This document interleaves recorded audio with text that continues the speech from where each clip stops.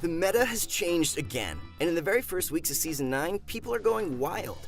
Epic Games unvaulted the drum gun, introduced slipstreams, and most importantly, completely changed the way things work. And in order to succeed in late game this season, you're gonna have to follow the following steps pretty closely. Hey, what's up guys? This is Dan from Pro Guides, and we cooked up another video for you guys to help you adapt to the current Fortnite meta. This video will revolve around 5 topics: the spray meta, rotating, tunneling, positioning, and decision making. The first thing we're going to discuss is the drum gun, a weapon that can affect your entire endgame. A few seasons ago, the drum gun was wreaking havoc in Fortnite with the spray and pray meta.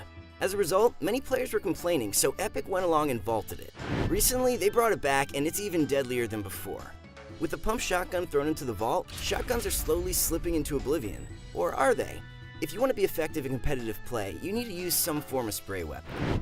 Ninja himself went on about it, complaining that the drum gun is still in the game, and still as strong as ever.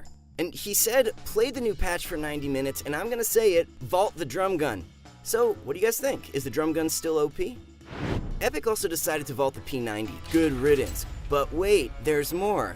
When we take a look at the very new tactical AR, it seems just like the P90. It's fully automatic, has a 30-round magazine, deals 22, 23, 24 damage, headshot multiplier of 1.75x. This weapon also has a tight spread in close quarters, but is less effective at long range when compared to other assault rifles.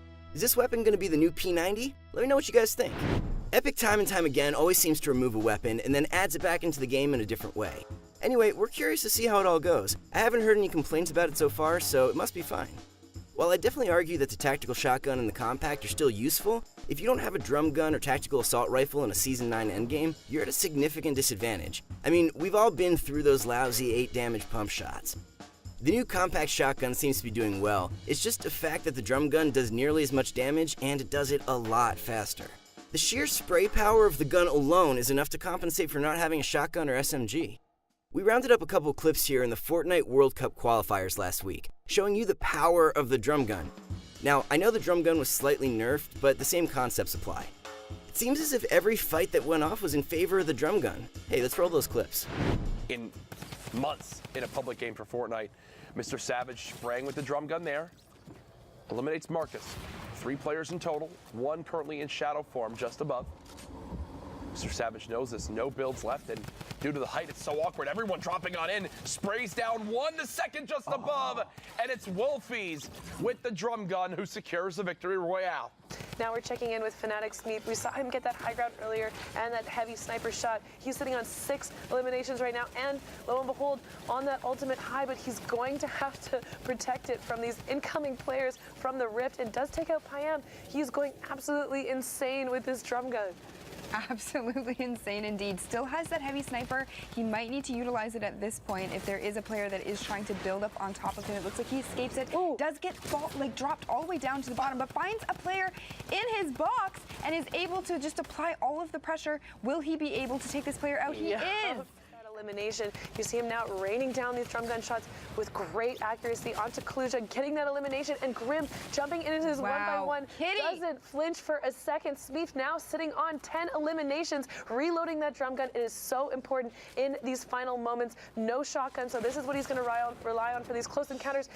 Another opponent, Recon, dropping into his 1-by-1 again, doesn't flinch, pops out his drum gun and takes him out. Gets a nice little RPG gift, taking this high ground. This is his game to win. Smeef sitting on the high ground, 3 rockets. He's going to have to use these to the best of his abilities, getting a clean little keyhole shot through there, dropping down with the drum gun, having the 100 medium ammo, so he's going to be able to just spray and punish his aggro. Goes down, Landjuck picks up Colin frags as well, so now we're into that top 5.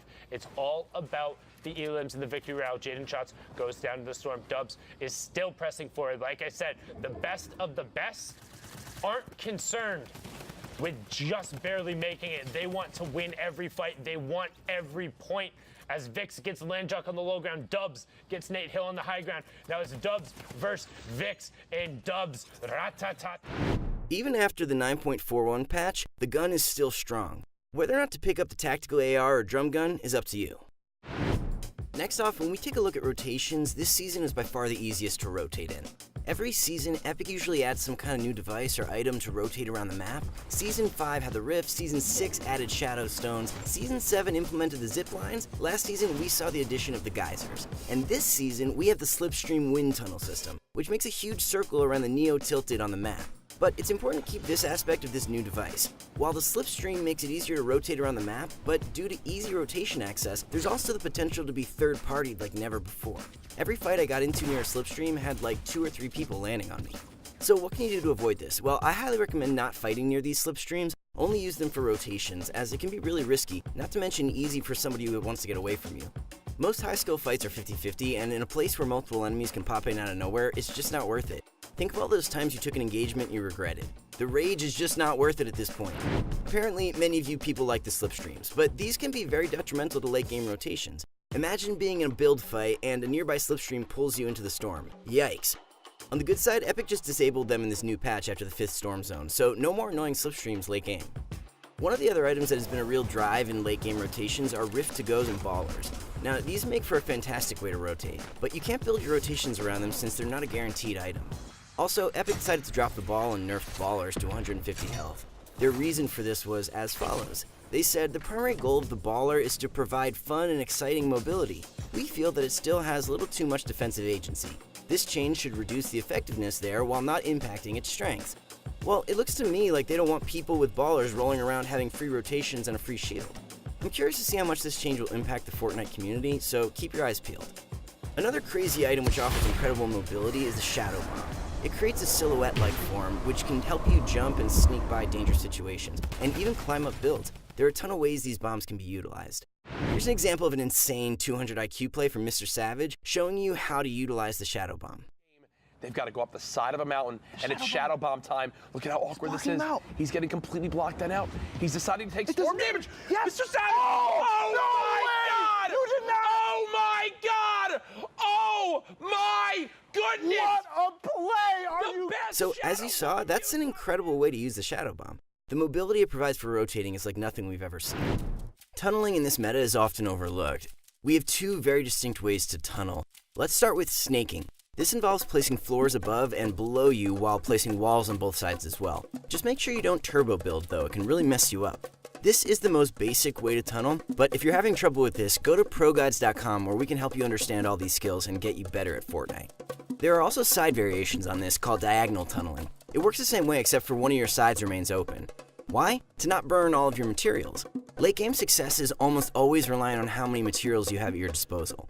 Always remember to tunnel closest to one side as possible, since you don't want to be caught in the middle. Taking a look at positioning and high ground oftentimes is the most important aspect of the game. Learn the map so you can navigate around it, getting the most advantageous positions for yourself. You need to be able to identify which places you can put yourself in order to give yourself a little bit of an edge. As a battle royale, it's impossible to win using the same strategy every single time, so adapting and changing is part of the game. Here's an example. High ground is probably the best spot you can be in when it comes to late game. If we take a look at Fortnite qualifiers, it was usually the guy on high ground that emerged victoriously. Guys, I keep telling you this, but high ground is the way to win, so do whatever it takes to get up there. Decision making is another important part of finding success in the late game. By now, most Fortnite players have already caught up to the pros when it comes to shooting, aiming, and building. The only real advantage is making smart decisions. You need to be able to identify and understand which decisions you need to play passive and which decisions you need to play more aggressively. I'm sure you guys have watched your favorite pros and wondered how boring was it sitting in a 1x1 all day. But you need to understand, in pro games, most players are all around the same skill level. So running around W-keying everyone won't get you very far. Mongrel himself, one of the most aggressive pros in current Fortnite, is forced to play passive sometimes for the sake of winning. Finding that balance between passive and aggressive playstyle is always key to getting that victory royale. If you watch people like Tfue, you'll notice that after he lasers somebody, he won't always push. It depends on what's right for that exact situation. For example, you wouldn't want to push if you haven't fully scoped out the area around you. More often than not, that'll get you killed. People are always looking to third-party easy fights. The downside is there's no cookie-cutter method for when to push, so you'll have to make your own judgment calls based on your environment. But you don't always want to stay in the shadows in late game. If you never apply pressure to anybody, you'll be missing out on tons of kills. That's usually where you'll take the biggest hit with this playstyle. And in the arena, this means loss of points, mats, and even placement. Think of players sometimes as walking llamas, so if you miss out on an easy kill, things won't look good. Thinking ahead is also a very valuable tool to have. Before you enter any situations, think of all the possible outcomes. Here's a great example. It's late game and you're on low ground. You see nobody has high ground, but all you have is a jump pad. You know using it here would be the best call to get you up there. That particular play could determine the outcome of your whole game. So you see, endgame revolves around a lot more complex mechanics than people think. It's not simply being a good shooter or builder. Rotating, tunneling, positioning, and decision-making is what separates casuals from the pros. Hop into a few games, play aggressively, and do the same for passive gameplay. The only way to get good at any of this stuff is with practice. Take these tips and put them in action.